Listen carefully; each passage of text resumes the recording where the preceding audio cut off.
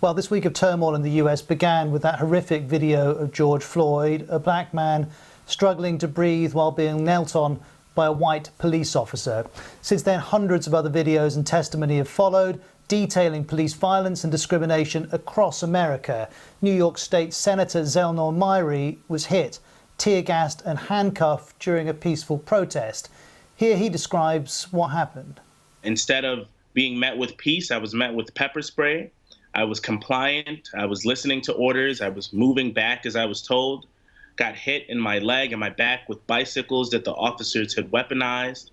Was forcefully put my hands behind my back and subsequently pepper sprayed. And I have never been arrested, have never been pepper sprayed. And the first time that this happened to me was as a state senator protesting police brutality. I wore a bright green neon shirt with my name and title on the back precisely to de-escalate a situation just like this. And so I informed them of who I was. They saw my shirt and still proceeded to be aggressive. And there are any number of statistics at city, state and national level that detail the racial disparities that exist in US policing and the US justice system.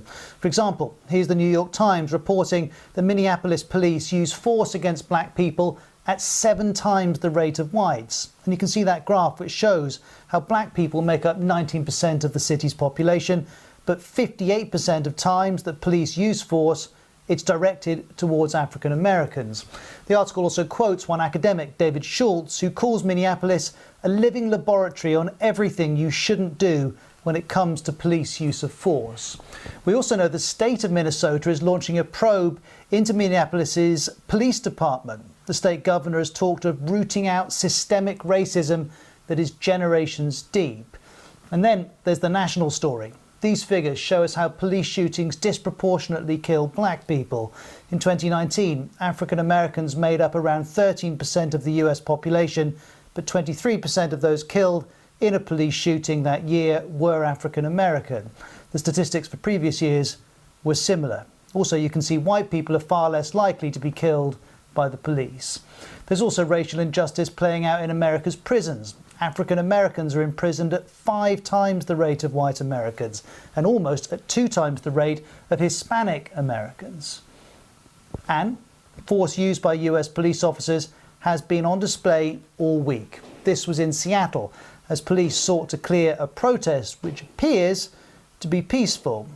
This is an NYPD car driving into a crowd in Brooklyn on Saturday.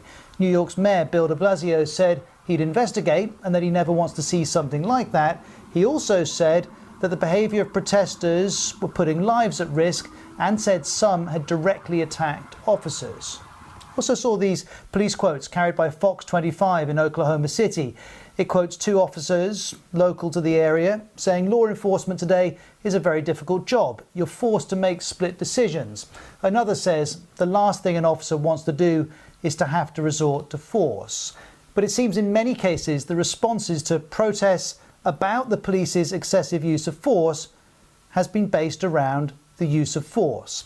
Now, of course, we don't have the police side of the story in many instances, but there are many incidents where police force appears either unnecessary or disproportionate.